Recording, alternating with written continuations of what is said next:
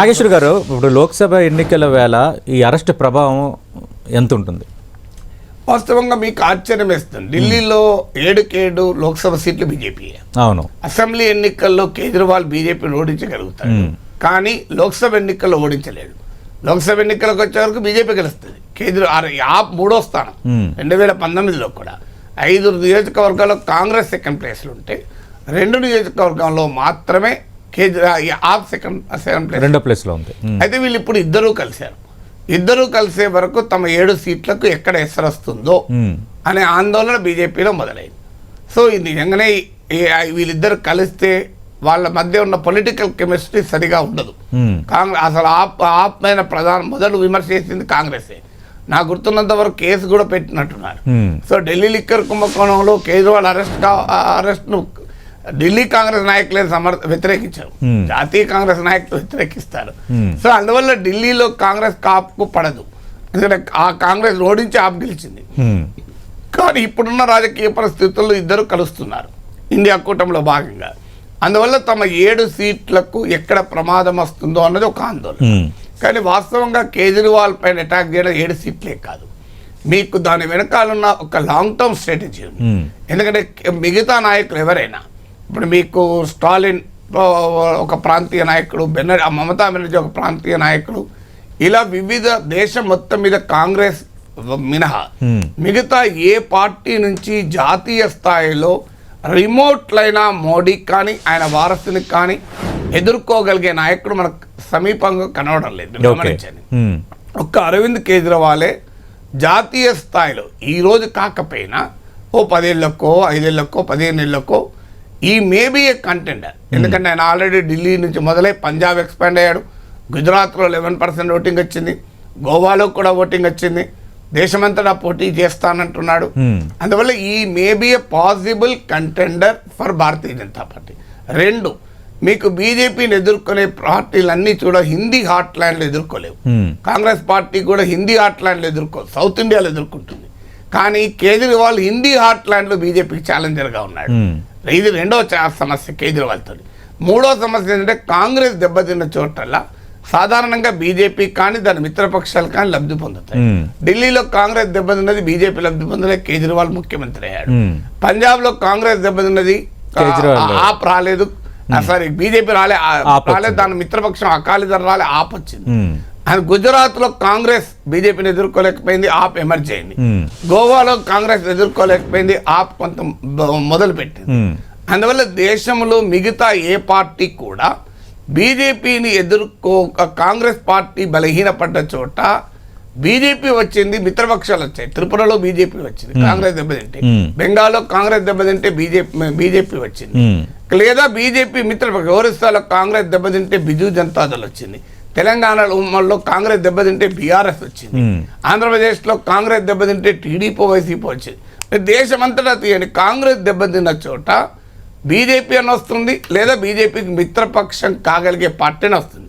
కానీ ఆ పెరిగిన చోటల్లో ఎక్కడా కూడా కాంగ్రెస్ దెబ్బతిన్న తర్వాత బీజేపీకి రాలే, అది ఆప్కి వచ్చింది. ఆ బీజేపీ వ్యతిరేక శిబిరంలో ఉంది. అందువల్ల ఆప్ భవిష్యత్తులో తాము కాంగ్రెస్ దెబ్బతీసినా ఆ ప్రయోజనం తమకు కానీ తమ మిత్రపక్షాలకు కానీ రాకుండా అరవింద్ కేజ్రీవాల్ అడ్డుపడుతున్నాడని క్లియర్గా అర్థమవుతుంది కదా. ఇక 4వది, బీజేపీ యొక్క ఐడియాలజికల్ కోర్ ఎజెండా ఏంటి? మీరు హిందుత్వ కోర్ ఎజెండా. మిగతా పార్టీలందరినీ కోనా లౌకికవాదులని, యాంటీ హిందూ అని బీజేపీ విమర్శించగలుగుతుంది. ఆ అవకాశాలు కూడా ఆ పార్టీలు ఇస్తుంటాయి. ఇప్పుడు డిఎంకే సనాతన ధర్మం పైన వివాదాస్పదంగా మాట్లాడడం కావచ్చు, లేదా ఉదయనిధి స్టాలిన్ నిన్న కాకమన్నా రాహుల్ గాంధీ ఏదో మాట్లాడారని చెప్పి మోడీ కంచి కామాక్షి మధుర మీనాక్షి అని శక్తి ప్రస్తావన తీయడం కావచ్చు. సో ఇలా ప్రతి చోట మీకు కేరళలో శబరిమల తీర్పును ఉపయోగించుకోవడం కావచ్చు. కానీ కేజ్రీవాల్కి వచ్చే వరకు యాంటీ హిందూ అనలేము, ఎందుకంటే is more Hindu than anybody. ఎందుకంటే నేను హనుమంతుడు భక్తుడు అంటాడు, అయోధ్యకు ఉచితంగా తీసుకెళ్తానంటాడు. మిగతా ఏ విపక్ష పార్టీ కన్నా చాలా జాగ్రత్తగా ఆప్ బీజేపీని హిందుత్వ పిచ్ పైన ఎదుర్కోదు. సో అందువల్ల చాలా జాగ్రత్తగా హిందుత్వాను అవాయిడ్ చేస్తారు.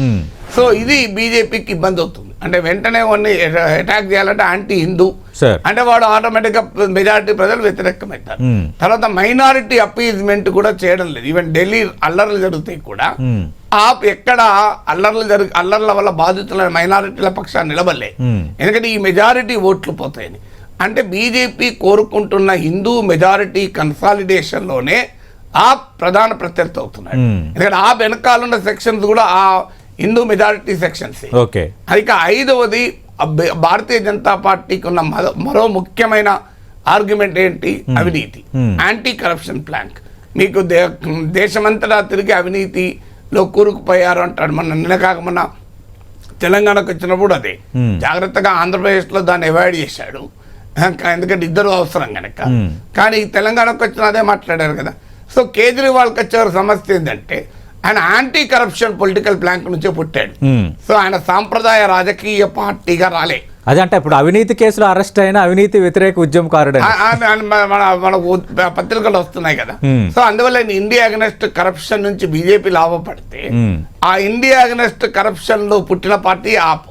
సో ఒక రకంగా సోర్స్ ఒకటే, ఒక్కడి నుంచే వాళ్ళు బలపడ్డారు, వీళ్ళు పుట్టారు. సో అందువల్ల ఇండియా అగెనెస్ట్ కరప్షన్ అవినీతి అనే అంశం పైన కేజ్రీవాల్ ను ఎదుర్కోవడం ఛాలెంజ్ అవుతుంది. అందువల్ల ఆయన పైన అవినీతి కేసు ఎస్టాబ్లిష్ చేయడం అనేది BJP anti corruption political plank urgent గా అవసరం వచ్చింది. ఇక ఆరవది మీకు పరివారవాది. సో బీజేపీ ప్రధానంగా అటాక్ చేసేది పరివారవాది. సో పరివారవాదానికి కూడా ఆయన ప్రతీక కాదు. మీరు కాంగ్రెస్ను విమర్శించవచ్చు, ప్రాంతీయ పార్టీలు విమర్శించవచ్చు, కానీ అరవింద్ కేజ్రీవాల్ కుటుంబం ఎవరు లేరు. తర్వాత మీకు సౌత్ ఇండియాలో చూడండి, నార్త్ అండ్ వెస్ట్ లో బీజేపీ హిందుత్వ చెప్తుంది, సౌత్ కి వచ్చే వరకు హిందుత్వ అనేదే సరిపోదు గనక ఇక్కడ సుపరిపాలన, గుడ్ గవర్నెన్స్, ఆర్థిక అభివృద్ధి చెప్తుంది. ఈ రెండింటిని కూడా ఢిల్లీలో వచ్చలేరు. ఇప్పుడు ఎందుకంటే గుజరాత్ మోడల్ ఆఫ్ డెవలప్మెంట్ అని ఆంధ్రప్రదేశ్ లో ప్రచారం చేశారు. ఢిల్లీలో గుజరాత్ మోడల్ ఆఫ్ డెవలప్మెంట్ అంటే అది ఎక్కడ బీజేపీ ప్రచారం చేయలేదు, ఎందుకంటే వాళ్ళు ఢిల్లీ మోడల్ ఆఫ్ డెవలప్మెంట్ అని వెళ్తున్నారు. సో అందువల్ల ఎడ్యుకేషన్, హెల్త్ లో ఢిల్లీలో సాధించినటువంటి విజయాలకు కావచ్చు, లేదు ఢిల్లీలో బీజేపీ సుపరిపాలన అనే అంశం పైన వెళ్తే జనం యాక్సెప్ట్ చేయరు, ఎందుకంటే బీజేపీని అక్కడ జనం ఓడించారు ఢిల్లీలోనే.